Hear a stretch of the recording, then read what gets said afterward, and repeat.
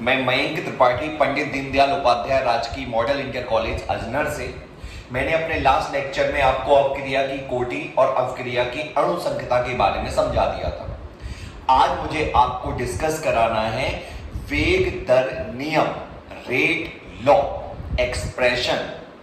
आज हमें rate law expression के बारे में और अभिक्रिया की दर और दर स्थिरांक में अंतर समझना है। हमारे इस लेक्चर में हम दो चीजों को कंटिन्यू करेंगे, अभिक्रिया की दर और दर स्थिरांक में आखिर क्या अंतर होता है और वेग नियम क्या होता है, दर स्थिरांक नियम क्या होता है। Let's see.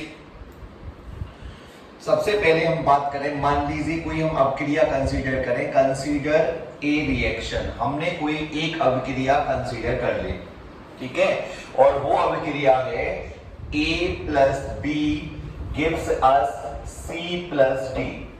A और B, 1 mole of A reacts with 1 mole of B. 1 mole A और 1 मोल B आपस में अपक्रिया करके 1 मोल C और 1 मोल D का फॉर्मेशन कर रहे हैं। हमें डिस्कस करना है, we would like to discuss कि इस अपक्रिया का दर स्थिरांक क्या होगा, दर नियम क्या होगा। तो इस अपक्रिया का दर नियम होगा R equal to K into A to the power P और B to the power Q, जहां P क्या है और Q क्या है। P है अभिक्रिया की कोटि with respect to A, P equal to order of reaction, order of reaction मतलब अभिक्रिया की कोटि with respect to A. A के सापेक्ष अपक्रिया की कोटि B है, जबकि B के सापेक्ष अपक्रिया की कोटि Q है।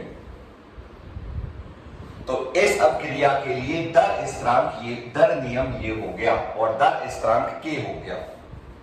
K को हम क्या बोलते हैं, दर स्थिरांक। अब हमें इन दोनों में डिफरेंस बताना है, अभिक्रिया की दर और दर स्थिरांक में आखिर क्या डिफरेंस हो सकता है। तो ये है दर और इधर लिख रहे हैं दर स्थिरांक। इन दोनों में क्या अंतर है ये हम समझते हैं। तो अगर वेरी फर्स्ट अंतर हम देखें तो पहला अंतर हमने अभिक्रिया की कोटि और अणुसंख्यता में जब समझाया था तब भी आप लोग को बताया था, पहला अंतर जो first difference must be the definition of both. सबसे पहला अंतर आपका परिभाषा ही होनी चाहिए कि आखिर दोनों की परिभाषाओं में क्या अंतर है।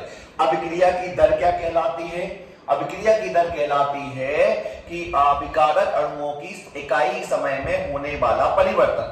अभिकारक अणुओं में इकाई समय में अभिकारक अणुओं की सांद्रता में, अभिकारक अणुओं की सांद्रता में, आप चाहो तो नोट कर लो, अभिकारक अणुओं की सांद्रता में इकाई समय में होने वाले परिवर्तन को हम अभिक्रिया की दर कहते हैं।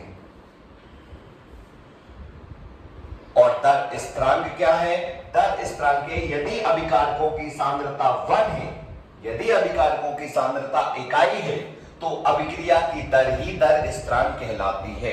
अभिक्रिया की दर ही दर स्थिरांक कहलाएगी यदि अभिकारकों की सांद्रता 1 होगी। यदि अभिकारकों की कंसंट्रेशन 1 है, A और B की वैल्यू 1 है, तो किसी भी नंबर पर P की पावर हो तो वो 1 होती है। 1 के ऊपर कोई भी पावर लगा तो वैल्यू 1 आती है, बस 0 की पावर लगाओगे तब भी 1 आएगी। किसी भी नंबर अगर 1 के ऊपर कोई भी पावर आप चढ़ा दो, वैल्यू विल बी 1, उसका मान 1 होता है। तो ये भी 1 होगा, ये भी 1 होगा और K और R इक्वल हो जाएंगे। यानी ये अभिक्रिया की वह दर है जिस पर अभिकारकों की सांद्रता और दर स्थिरांक, अभिकारकों की सांद्रता 1 हो तो उसी दर को हम दर स्थिरांक कहते हैं। दर स्थिरांक की परिभाषा आप लिख दोगे। दूसरा अंतर क्या होगा, दूसरा अंतर है इसका मान, जो अभिक्रिया का वेग, अभिक्रिया की दर है, इसका मान तापमान पर निर्भर करता है,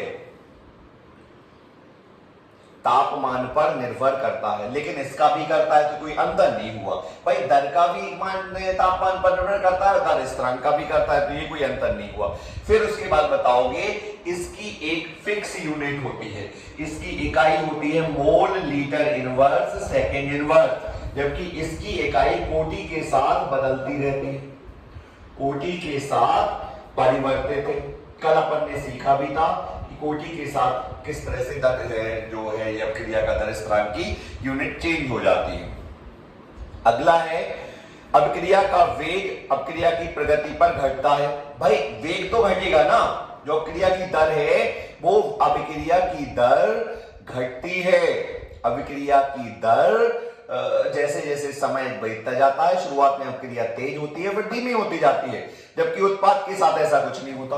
उत्पाद के साथ क्या है, दर स्थिरांक के साथ क्या है, दर स्थिरांक की वैल्यू निश्चित होती है, नियत होती है। चाहे आप कोई भी टेम्परेचर रखो, सॉरी चाहे आप कहीं भी अभिक्रिया को चेक करो, अभिक्रिया के जो के होता है उसकी वैल्यू चेंज नहीं होती है। तो ये अंतर है अभिक्रिया की दर और दर स्थिरांक में। थैंक यू सो मच, मिलते हैं अपन नेक्स्ट लेक्चर।